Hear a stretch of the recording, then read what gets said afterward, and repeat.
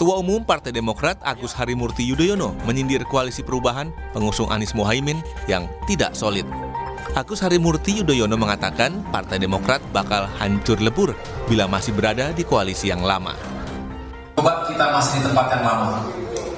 Hancur lebur, betul?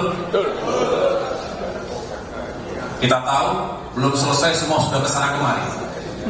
Kalau kita di sana kemarin, ya kita ditinggalkan sendiri. Alhamdulillah Tuhan dengan caranya menuntun kita bersama Bapak Prabowo. Artinya kita mungkin merasa kecewa dengan perolehan kursi kita di dalam pileg. Tapi kita menang dalam upaya kembali ke pemerintahan nasional dan ikut berkontribusi untuk memperjuangkan hak rakyat. Menanggapi pernyataan AHY, juru bicara PKS Muhammad Iqbal mengatakan justru dari hasil pemilu, Partai Koalisi Perubahan memperoleh kursi tambahan. Iqbal mengklaim PKS tidak bertumpu pada perolehan kursi dan jabatan, melainkan fokus pada tugas partai politik yang seharusnya mampu mewakili aspirasi masyarakat. Iqbal menegaskan PKS siap berada di luar pemerintahan atau mengambil posisi oposisi jika pemerintah tidak sesuai dengan visi misi PKS. Jelas buktinya bahwa koalisi yang ada, PKB, PKS, dan Nasdem, itu kursinya naik semua. Jadi menunjukkan bahwa PKS, Nasdem, dan PKB tidak hancur, tidak lebur, tetapi kami tetap berada konsisten, timbul tenggelam bersama rakyat, menjalankan idealisme kami. Karena sesungguhnya bagi sebuah partai politik bukan hanya soal kursi, bukan hanya soal jabatan, tapi apakah kita bisa dan mampu untuk menyampaikan gagasan dan ideologi kita, idealisme kita dalam pemerintahan. Tidak hanya PKS, anggota koalisi perubahan yang lain yakni PKB membantah pernyataan Agus Harimurti Yudhoyono yang menyebut Demokrat akan hancur lebur jika masih berada di koalisi perubahan. Wakil Sekjen PKB Saiful Huda menyebut partai politik yang bergabung di koalisi perubahan mendapatkan kursi tambahan. Bahkan jika Demokrat tetap di koalisi, diprediksi juga mendapatkan kursi tambahan.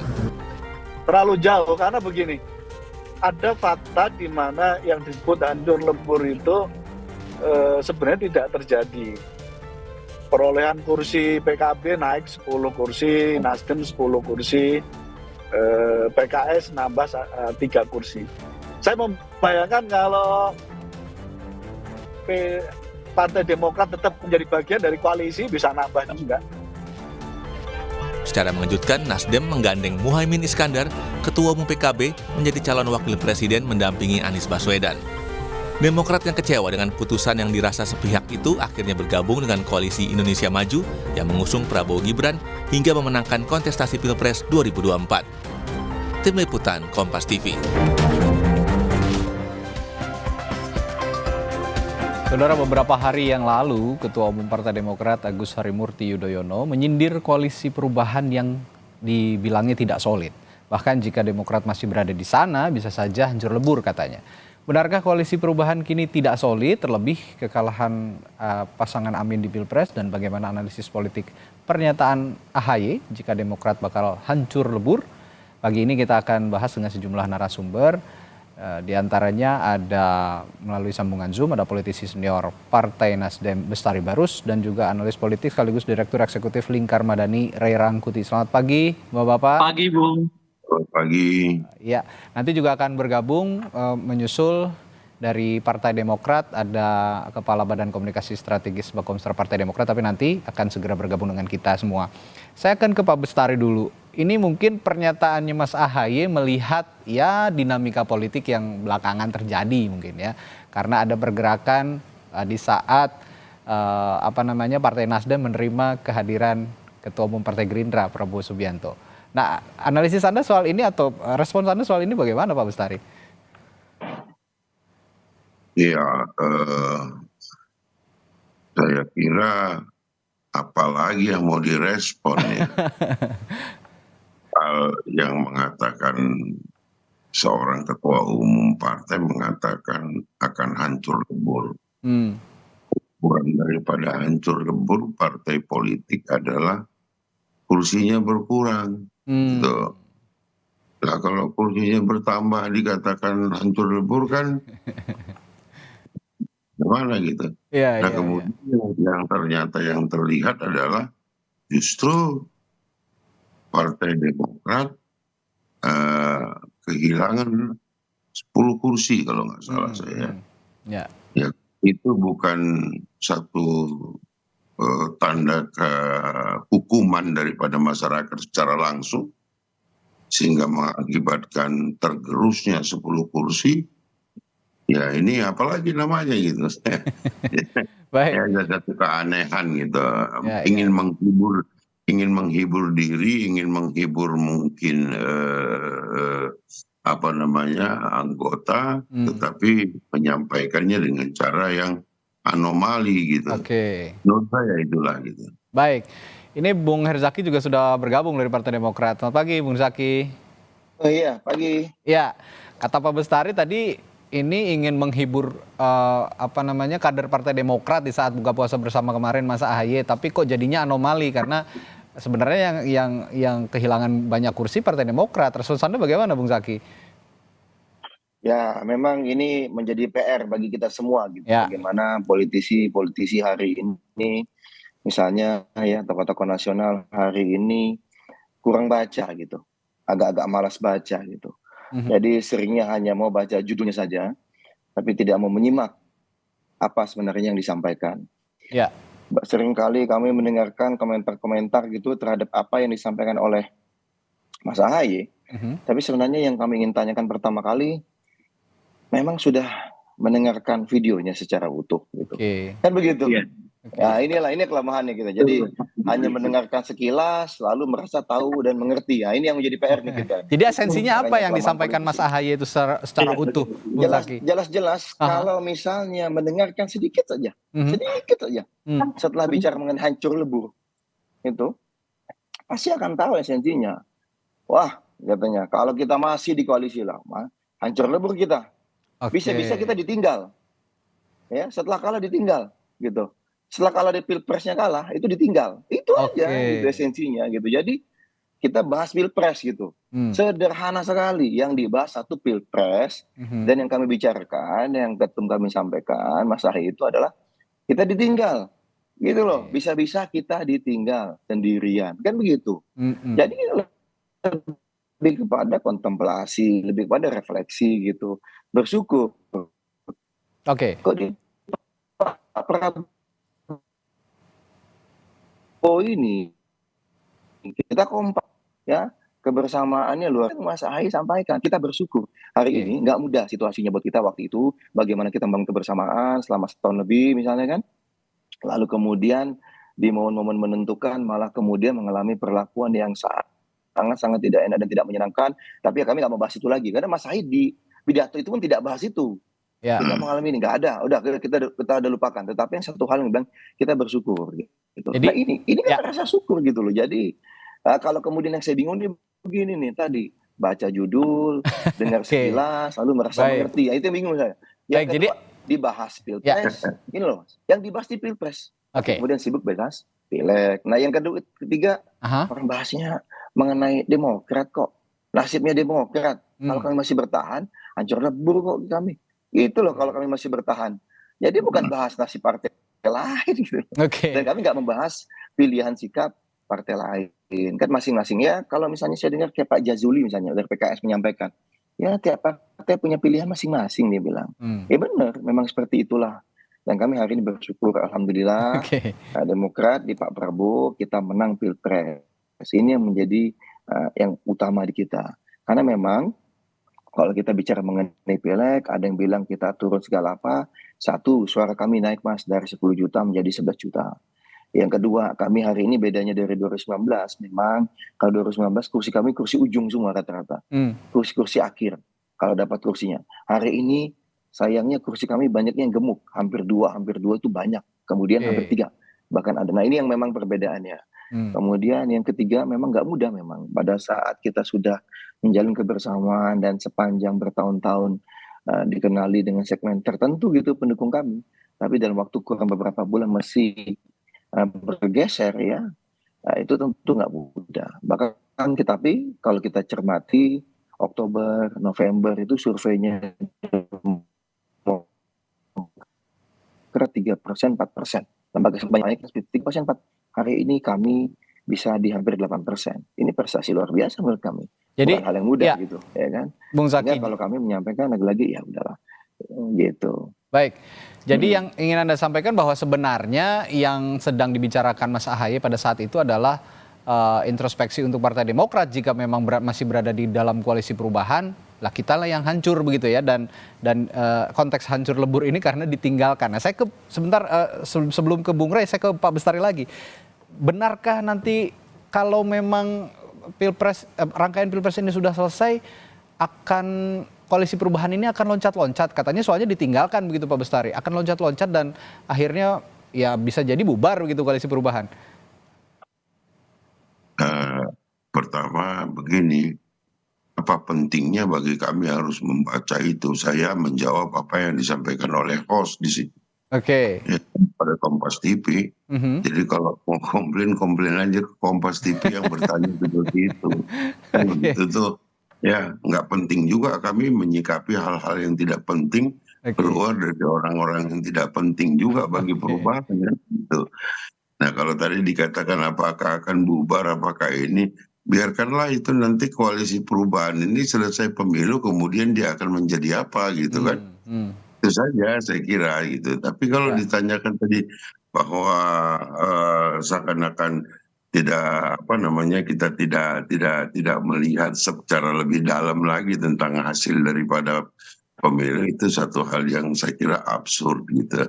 Yang jelas kita menikmati pada hari ini di koalisi perubahan bahwa kita kemudian mendapatkan hasil atau kebaikan daripada masyarakat karena keberadaan kita yang tidak mencela-menceli. Saya kira itu. Baik.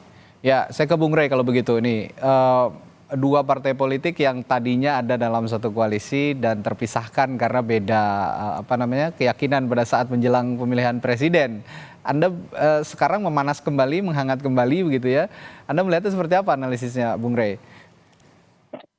Iya, sebenarnya apa yang disampaikan oleh Pak AHY itu ada benarnya. Bahwa kalau mereka masih berada di koalisi yang lama, mereka hancur lebur. Dalam pengertian apa? Pileknya lebur, kemudian pilpresnya juga lebur gitu loh. Dua-duanya nggak dapat.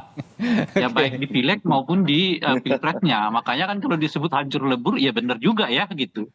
Nah sekarang kan kenyataannya kalaupun pileknya agak gagal, tapi setidaknya kan di pilpresnya mereka ikut menang gitu.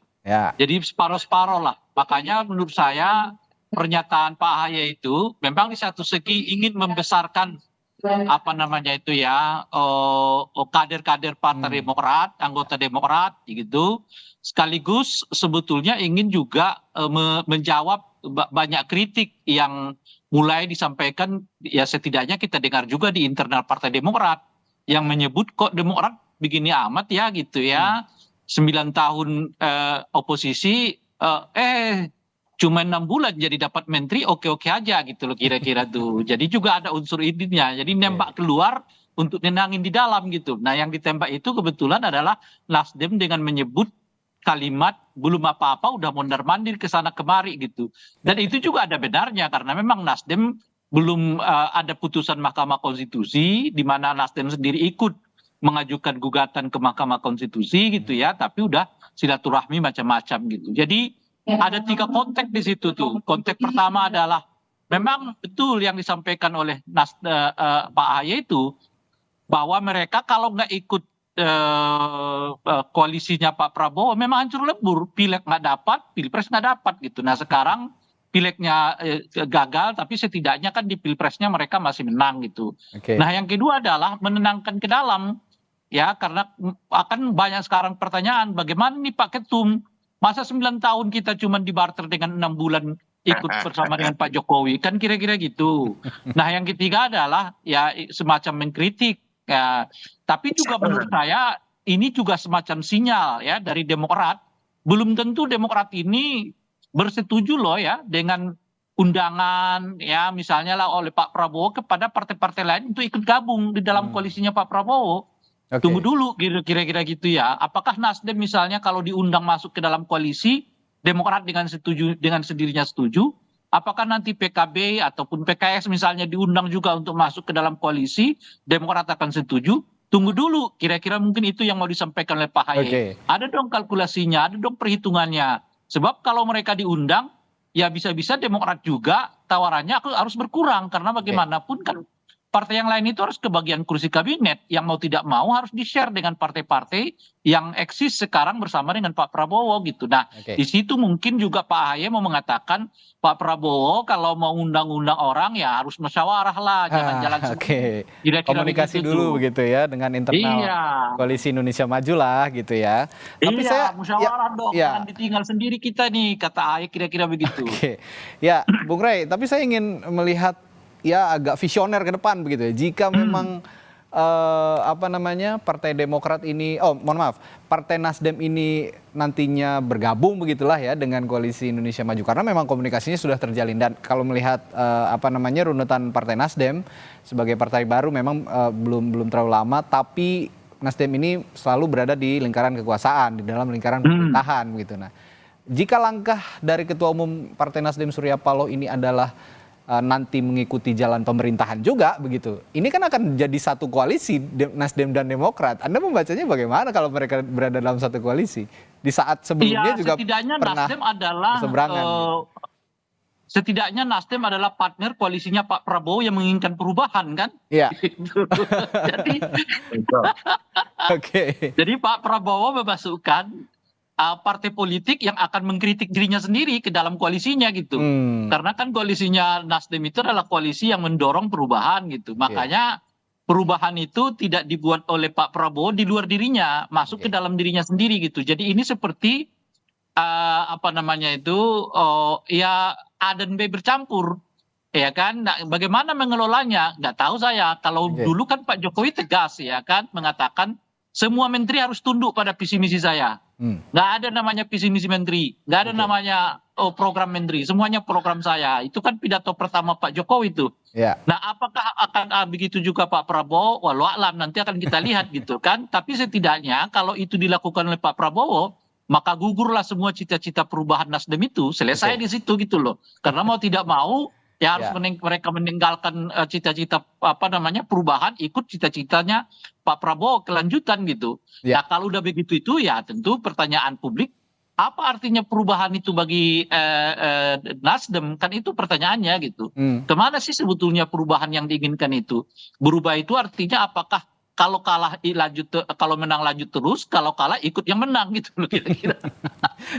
Tapi kalau kita melihat sekarang sebenarnya meskipun nanti memang setelah rangkaian putusan MK sudah keluar begitu ya, Pak Prabowo menjadi presiden terpilih, influence seorang Presiden Jokowi yang saat ini menjabat meskipun nanti sudah 20 Oktober sudah tidak menjabat, sepertinya masih akan kental. Dan sepertinya yang Anda katakan tadi Bung Rey, bahwa seorang menteri atau semua partai politik koalisi harus tunduk kepada semua visi misi saya. Tidak seperti waktu pada saat pemerintahannya Pak SBY. Saya ingat betul bahwa pemerintahan Pak SBY ada Partai Golkar dan PKS yang dalam tanda kutip sedikit nakal begitu ya, mengkritisi dari dalam, berada di dalam ruang koalisi, tapi ia sedikit banyaknya mengkritisi gerak-gerik pemerintah. Nah, ini kita akan nantikan bersama nanti bagaimana kiprahnya ke depan. Tapi saya ke Bung Zaki lagi. Bung Zaki, kalau dibilang sebenarnya komunikasi yang dibangun antara Pak Prabowo dan Partai Nasdem ini diinginkan oleh Mas Ahaye harusnya juga dikomunikasikan kepada Partai Demokrat. Apakah memang suasana seperti itu yang berada di internal Partai Demokrat ketika Partai Nasdem dan Prabowo Subianto bertemu? Ya begini Mas, nggak apa-apa. Bang Rey ini kan kadang-kadang di luar ya, pengamat itu, ya kan, melihat dan mencermati berdasarkan apa yang tampak di luar. Kalau kami ya Mas Ahaye dan Pak Prabowo itu kan sering bertemu. Sering diskusi begitu ya, emang dari awal kami juga sudah sampaikan begitu kita ada quick count itu menang, lalu Mas Ahaye ada komunikasi ngobrol dengan Pak Prabowo, kita sama-sama diskusi ini akan baik jika misalnya di pemerintahan ke depan ini kita bisa mengajak teman-teman yang lain gitu ya. Jadi hal ini sejak awal, bahkan sebelum Pak Prabowo bertemu dengan teman-teman Nasdem dan juga ada komunikasi partai-partai lain ini ya ini kan nggak tampak nih di publik, ada nih partai-partai yang sudah komunikasi ya kan dengan Pak Prabowo atau dengan teman-teman TKN di belakang ini, itu kita sudah sebelumnya sudah didiskusikan dan sudah dibahas gitu. Dan kita sangat menyambut baik karena bagi kita begini Mas, kita ingin kolaborasi, kita ingin kebersamaan. Ya udahlah, kontestasi kan sudah selesai. Kita udah menang nih. Pak Prabowo presiden, Mas Gibran wakil presiden. Ya. Golkar, Demokrat, Gerindra, Pilpres. Kita bersyukur di situ, tapi kita ingat, ke depan kita ingin sebisa mungkin merangkul sebanyak mungkin elemen bangsa untuk berjuang dan membangun bersama. Sesederhana itu. Dan Pak Prabowo itu orang yang sangat kolaboratif dan sangat terbuka. Beliau itu karena humble-nya itu, karena sosok humble-nya. Ya, Bung Zaki, sambungan komunikasi Anda agak terputus-putus sepertinya. Kami belum bisa mendengar suara dengan jelas. Ya, baik. Kami akan perbaiki sambungan komunikasi dengan Bung Zaki Mahendra dari Partai Demokrat. Pertanyaannya sebetulnya ke Bung Zaki itu, kalau begitu apa maksud dan tujuan pernyataan AHY itu belum selesai Pilpres, sudah ada partai yang mondar-mandir kesana kemari gitu loh. Ya. Baik. Itu pertanyaannya. Baik, Bung Zaki, ya sepertinya masih ada kendala komunikasi, sambungan koneksi Anda, koneksi Zoom Anda sepertinya belum. Sudah. Ya, bagaimana sekarang? Baik, Bung Zaki. Oh, terputus sepertinya.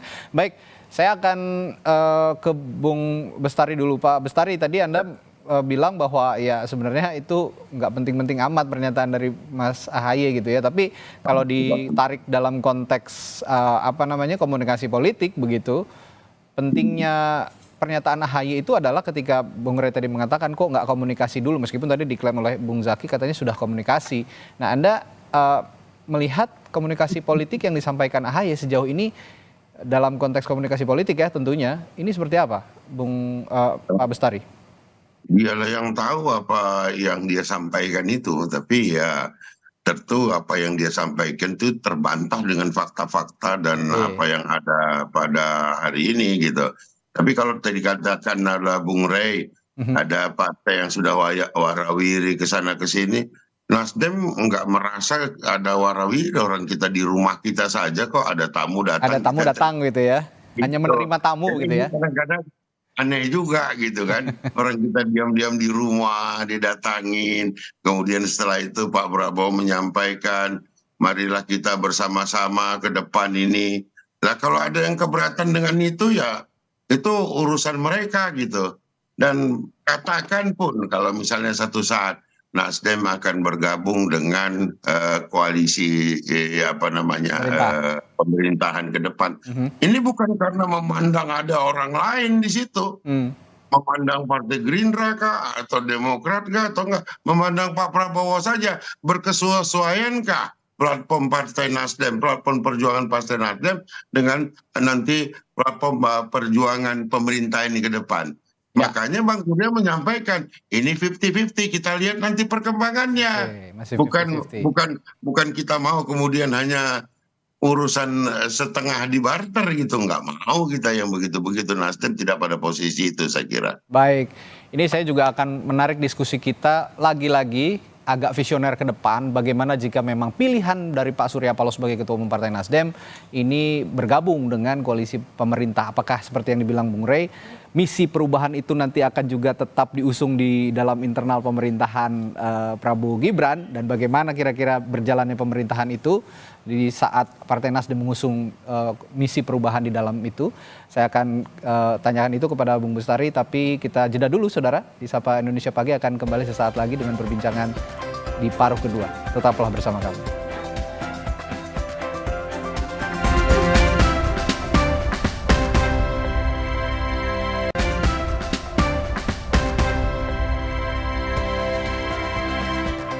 Kembali di Sapa Indonesia Pagi, di paruh ini sebelum saya tanyakan ke Bung Bestari soal pertanyaan yang agak visioner tadi yang saya bilang, bagaimana jika memang Partai Nasdem berada di internal pemerintahan dan tetap mengusung koalisi perubahan, akan seperti apa jalannya pemerintah. Tapi saya akan beri kesempatan lagi untuk Bung Zaki tadi yang sempat terputus. Silakan Bung Zaki, yang Anda sampaikan tadi sempat terputus bahwa apa yang dimaksudkan dari pernyataan Mas AHY ini. Silakan Bung Zaki.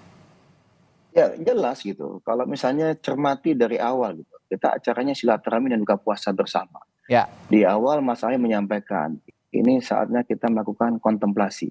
Karena Demokrat kan selalu begitu, setiap kali melakukan sesuatu kita selalu kontemplasi. Apa nih hikmahnya apa? Pelajarannya apa yang bisa diambil dan dipetik? Ya, seperti apa langkah ke depan yang harus kita lakukan berdasarkan apa yang hari ini ada. Ya kalau bagi kami tadi saya sampaikan ini rasa syukur gitu. Ya kan beda nih rasa syukur nih. Ada yang nggak puas dengan misalnya ini, masih pengen yang lain misalnya telah mencapai sesuatu. Tapi kalau bagi kami udah sangat bersyukur di tengah situasi yang kayak gini. Ya kan Mas Ahaye juga menyampaikan dalam ini sambutan beliau gitu. Ada partai yang waktu itu konflik internal dari 10% menjadi 5% suaranya di Pileg. Nah, sedangkan kami ini bukan konflik internal, kami ini bahkan diserang habis-habisan gitu dari kekuatan eksternal kan begitu waktu itu.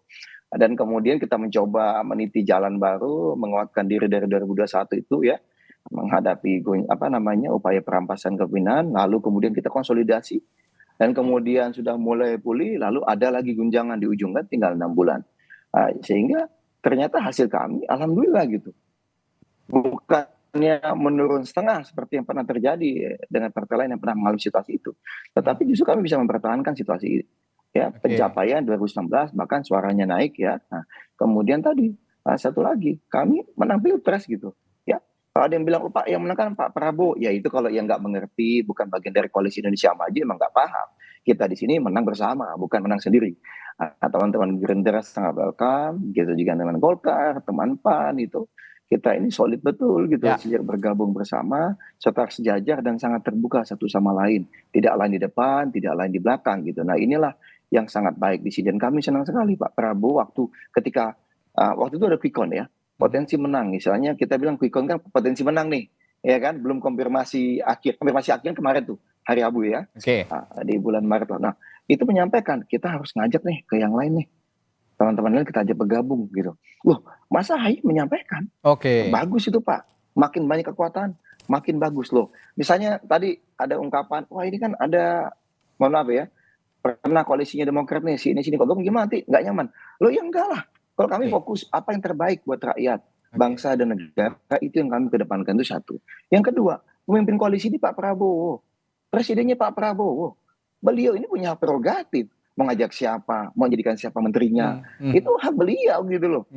Ya kan? Dan kami mendukung penuh apapun langkah beliau. Ya karena karena chemistry-nya nyambung betul. Nah inilah sehingga kalau misalnya Pak SBY itu kan lihat sampai 80 lebih kota beliau keliling jalan buat apa? Kampanyekan Pak Prabowo gitu. Kita juga lihat video beliau kan yang tahu-tahu naik ke panggung ke GBK jalan kaki hampir berapa kilo karena saking macetnya di kampanye akbar terakhir. Kenapa? Itulah niatan tulus dan keseriusan kami dalam memperjuangkan Pak Prabowo. Dan alhamdulillah perjuangan kebersamaan kita semua ya, parpol-parpol pendukung Pak Prabowo, relawan dan macam-macam itu semua elemen bangsa itu menang gitu. Itu kan yang buah manisnya gitu. Dan nanti kalau misalnya Bang Bestari meskipun masih 50-50, jangan Bang Bestari. Kalau PKB misalnya, PKS, bahkan teman-teman PDIP kalau mau gabung silakan saja. Terus kalau misalnya bicara nanti kursi menteri berkurang atau enggak lah, kami enggak mikir kayak gitu-gitu. Ya, artinya langkah Prabowo itu langkah Pak Prabowo kemarin yang bertamu ke Partai Nasdem itu sudah dikomunikasikan begitu ya, Bung Zaki dengan partai-partai koalisi. Sudah. Ya makanya pertanyaannya kenapa ada pernyataan belum apa-apa udah warawiri gitu loh. Nah, itu dimaksudkan ke siapa Bung Zaki? Belum apa-apa sudah warawiri katanya. Karena kan kalau kata Partai Nasdem tadi, kami tidak warawiri karena kami hanya menerima tamu gitu loh. Itu pernyataan warawiri atau sudah kesana kemari itu dialamatkan ke siapa kira-kira kalau pernyataan Mas Ahaye kemarin? Gini lah Mas ya. Kalau kami ini kan menghormati situasi yang hari ini sedang terjadi. Yaitu bagaimana kita mengajak teman-teman kita yang lain bisa bergabung. Ya bersama dengan Pak Prabowo, sederhananya begitu gitu.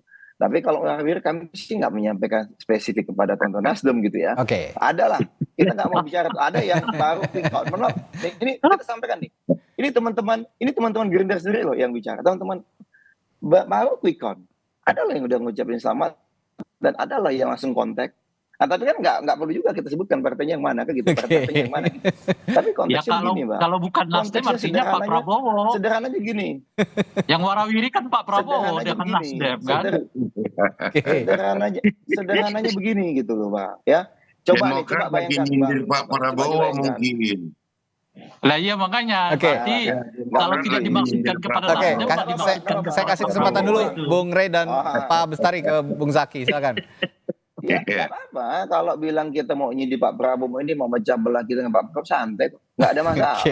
Beda ini Pak Prabowo dan Mas Ahaye ini duduk biasa, di belakang santai gitu ya. Jadi kalau ada yang lain, karena jelas kita hari ini adalah duduk bareng dengan Pak Prabowo. Kita sudah berjuang dan berkeringat bersama Pak Prabowo gitu. Ya, bukan ujuk-ujuk udah menang baru mau ini itu enggak. Tetapi ingat semangatnya itu luar biasa Pak Prabowo, kolaboratif. Itu yang kita dukung betul. Makanya jangankan Nasdem, PKB, PKS, PDIP, P3, partai-partai lain, ayo gitu. Karena bagi kami yang penting apa janji, visi misi program kami yang telah kami sampaikan ketika kampanye kemarin bisa dilaksanakan dalam 5 tahun ke depan dan rakyat mendapatkan manfaat sebesar-besarnya. Sesederhana itu. Saya akan menarik perbincangan kita pagi hari ini agak ke depan lagi, bahwa bagaimana tadi saya sempat tanyakan ke Pak Bestari, bagaimana jika memang keputusannya Partai Nasdem bergabung dengan koalisi di koalisi Indonesia Majunya Pak Prabowo nanti di dalam pemerintah 5 tahun mendatang dengan mengusung misi perubahan yang sudah diusung oleh tim sesnya Capres-Cawapres Anies Baswedan, Muhaimin Iskandar, meskipun presidennya bukan Anies Muhaimin tapi misi perubahannya akan tetap dibawa. Nah, kira-kira akan berjalan seperti apa kalau memang misi perubahan itu dibawa di luar atau di dalam internal pemerintahan, Pak Bestari?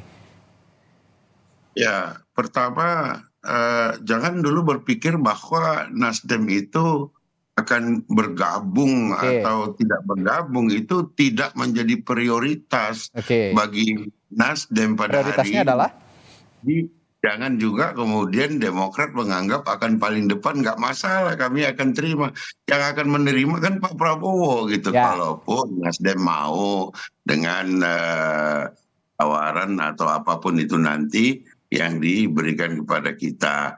Kita akan lebih mendalami terlebih dahulu bagaimana sih konsep berpemerintahan ke depan ini. Sementara kami melekat pada diri Nasdem itu adalah gerakan perubahan. Maka harus ada satu kesesuaian. Kalaupun makanya di situ disampaikan masih 50-50, masih kita lihat. Dan kalaupun terjadi itu bukan berarti harus kita bicara kepada Demokrat, enggak. Saya kira itu urusannya berbeda gitu ya. Nah, akan seperti apa? Nanti masih panjang ini waktunya ini, masih Oktober. Setelah pelantikan selesai dulu MK, kemudian tahapan berikutnya baru bicara tentang hal-hal lain yang sekarang sedang kita bicarakan ini gitu. Jadi ojo ke susu, santai aja. Dan gini, bahwa menambah koalisi itu menjadi kebutuhan, Pak. Pada hari ini koalisi itu kan koalisi Indonesia Maju itu berapa persen? Sekitar 40% ya kan? Jadi bukan seperti yang bilang Bung Zaki tadi, kita akan legowo menerima kedatangan, bukan, memang harus diperkuat. Jika tidak nanti programnya justru jadi bisa nggak jalan, Om Zaki ya. Jadi supaya masyarakat juga bisa memberikan penilaian, oh ternyata kemudian bahwa membuat koalisi menjadi lebih besar adalah supaya program itu berjalan. Dan jangan jadi aneh kemudian kalau bagaimana menyatukan antara kelanjutan dengan perubahan. Nah, itu hal-hal yang nanti kita pikirkan itu. Gitu. Kalau Pak Bestari, ya, kalau Pak Bestari katanya bilang ojo ke susu, masih wait and see gitu ya. Kalau memang pemerintahannya sudah ajak gitu ya, setelah ada putusan MK dan segala macam, sudah ada masa peralihan transisi dari pemerintahan sekarang ke pemerintahan yang baru, nanti baru Nasdem bersikap. Tapi saya ingin tanyakan juga hal yang sama sebenarnya ke Bung Rey yang terakhir. Ya, Anda melihat bagaimana di saat koalisi Indonesia Maju ini mengusung misi keberlanjutan dengan pemerintahan yang saat ini, tapi jika nanti Partai Nasdem memutuskan untuk bergabung, misi perubahan, gerakan perubahan ini akan tetap diusung begitu. Apakah nanti nggak situasinya nggak akan berbentrokan dengan misi keberlanjutan tadi? Kira-kira akan seperti apa pemerintahannya jika Nasdem bergabung, Bung Rey? Ya nggak bentrok karena visi perubahannya udah hilang. Yang ada adalah visi keberlanjutan bersama dengan Pak Prabowo. Melebur ya? Lebur, dah selesai di situ. Berubah itu ya sampai sebelum koalisi. Kalau udah ke koalisi ya lain lagi cerita. Ikut kelanjutan berarti gitu kan. Nah tadi nggak juga kata Pak Bestari begitu tuh.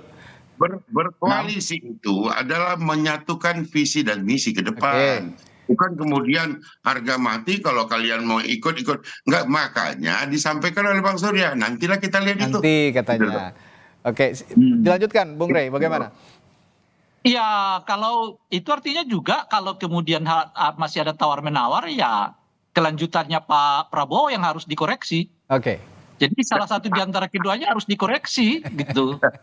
Nah, apakah berarti misalnya IKN-nya tidak lanjut, misalnya gitu ya, dan sebagainya sebagai bagian dari kelanjutan itu kan?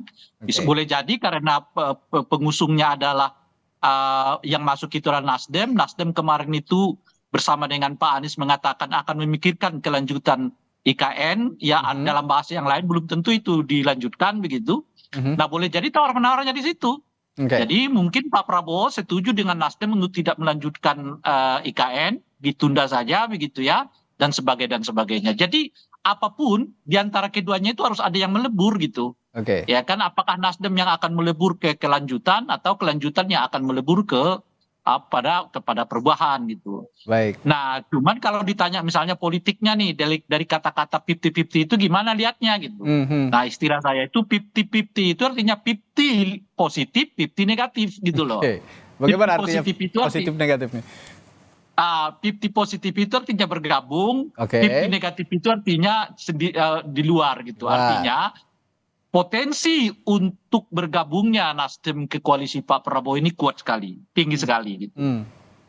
Oke, jadi potensinya tetap tinggi dan sebenarnya kalau kita melihat Bukan Demokrat ya, Nasdem ya. Ya, Nasdem. Nasdem ini potensi untuk bergabungnya Nasdem ke Koalisi Indonesia Maju sangat tinggi, begitu ya menurut Anda, Bung Rey ya? Kenapa? Potensi bergabungnya Nasdem ke Koalisi Indonesia Maju bersama Pak Prabowo cukup tinggi begitu ya? Tinggi. Oke. Saya sebut tadi 50 positif, 50 negatif. Nah, 50 positif ini aliasnya bergabung. Oke, tapi kalau saya simak perbincangan kita pagi hari ini, kalau saya boleh simpulkan, itu semua ada di tangannya Pak Prabowo. Jadi komunikasi Partai Nasdem menerima kedatangan Pak Prabowo, melihat Pak Prabowo-nya begitu, Partai Demokrat juga ketika Pak Prabowo berkomunikasi dengan Demokrat, bahwa ada rencana untuk bersilaturahmi dengan Partai Nasdem, menjajaki komunikasi politik ke depannya, ini juga melihatnya ke Pak Prabowo. Nah, kira-kira itu yang ada Kalau saya melihatnya gini loh Bung ya. Ini kan kalau tadi kan Bung Zaki mengatakan mereka akan membuka diri untuk berkomunikasi dengan semua pihak ya. Artinya sebetulnya Pak Prabowo asumsinya nih tidak hanya berkomunikasi dengan Nasdem, tapi juga berkomunikasi dengan PKB, berkomunikasi dengan PKS, berkomunikasi mungkin dengan PDI. Nah, persoalannya adalah baru hari ini Nasdem yang terima gitu. Dan jangan lupa Bung Rey, ada peran Pak Jokowi juga saat ini. Sampai 20 Oktober perannya masih ada menurut saya. Betul atau tidak? Kalau soal itu saya nggak terlalu yakin. Kenapa nggak terlalu yakin? Saya mengatakan ada semacam 3 kekuatan sekarang, 3 paksi lah di dalam koalisi ini ya. Paksi pertama adalah paksinya Pak Prabowo, yang mungkin nanti itu bersama Demokrat, kita nggak tahu. Paksi kedua adalah Golkar dengan PAN, paksi ketiga adalah Pak Jokowi, keluarganya Pak Jokowi. Di antara 3 paksi ini menurut saya yang paling lemah posisinya adalah keluarganya Pak Jokowi saat ini. Paksi Golkar kebetulan diuntungkan karena ada isu angket. Dan mereka memang peroleh suara terbanyak di koalisi ini dan kursi terbanyak di koalisi ini. Jadi posisinya cukup kuat. Oleh karena itu, apakah misalnya tanda kutip tadi warawirinya Pak Prabowo ini mendapat restu dari Pak Jokowi? Saya nggak terlalu yakin apakah ada komunikasi. Jangan-jangan sebetulnya juga Pak Prabowo dengan ini mau mengatakan saya nggak bisa diatur-atur oleh Pak Jokowi loh ya gitu. Saya ini presiden, saya ini yang menang gitu. Dan saya bisa menentukan apapun yang bisa saya inginkan. Seperti tadi disebutkan oleh Pak Herzaki. Pak Herzaki kan nggak pernah mereview Pak Jokowi kan. Yang selalu direview itu adalah Pak Prabowo. Jadi kelihatan Demokrat dengan Pak Prabowo itu ingin mengatakan Pak Prabowo ini presiden terpilih bukanlah Pak Jokowi gitu. Yang mengaturnya adalah Pak Prabowo bukan Pak Jokowi gitu. Ya, terakhir Bung Zaki, catatan Anda dari perbincangan kita pagi hari ini, silakan. Ya, kalau dari kami ya, bagaimanapun presiden terpilih memang betul adalah Pak Prabowo. Betul. Kesetiaan Demokrat untuk 2024 sampai dengan 2029 adalah kepada Pak Prabowo. Karena memang pemimpin koalisi kami yang kami sama-sama berjuang, berkeringat untuk memenangkan Pilpres 2024 kemarin adalah Pak Prabowo. Itu satu hal gitu. Nah, yang kedua, tetapi kalau bicara dengan Pak Jokowi ya jelas. Kami hari ini Demokrat bergabung di pemerintahannya Pak Jokowi ya, dan Pak Jokowi adalah pemimpin pemerintahan.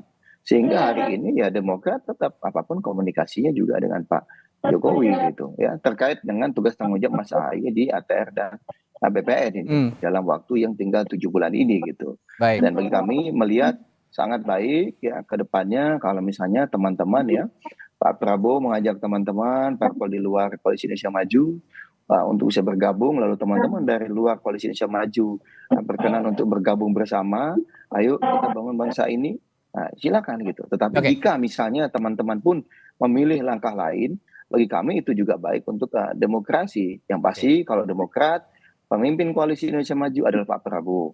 Baik. Presiden terpilih adalah Pak Prabowo. Siapa yang diajak bergabung di kabinet, siapa yang diajak bergabung ke koalisi ini, ya, itu adalah bagian dari dari rekonsiliasi yang dibangun juga oleh Pak Prabowo. Dan akhir-akhir ini hari-hari terakhir ini bahwa kita melihat adanya pernyataan-pernyataan dari para politisi gitu ya, dari pemimpin-pemimpin partai politik, itu adalah bagian dari komunikasi politik sebenarnya, proses dinamisme politik menuju pemerintahan yang baru. Nah, ini menarik dinamikanya seperti apa, kita ikuti langkahnya sama-sama, baik dari Partai Nasdem, Partai Demokrat, apakah nanti mereka akan menjadi mitra koalisi atau tidak. Ini komunikasi yang dibangun selama rentang waktu hampir 6 bulan ya, hingga 20 Oktober, ini menarik untuk kita tunggu. Terima kasih Kepala Badan Komunikasi Strategis Bakomstra Partai Demokrat Herzaki Mahendra Putra. Sama-sama. Lalu politisi juga Partai Nasdem Bestari Barus, dan analis politik sekaligus Direktur Eksekutif Lingkar Madani Ray Rangkuti telah berbagi perspektifnya pagi hari. Sampai ketemu.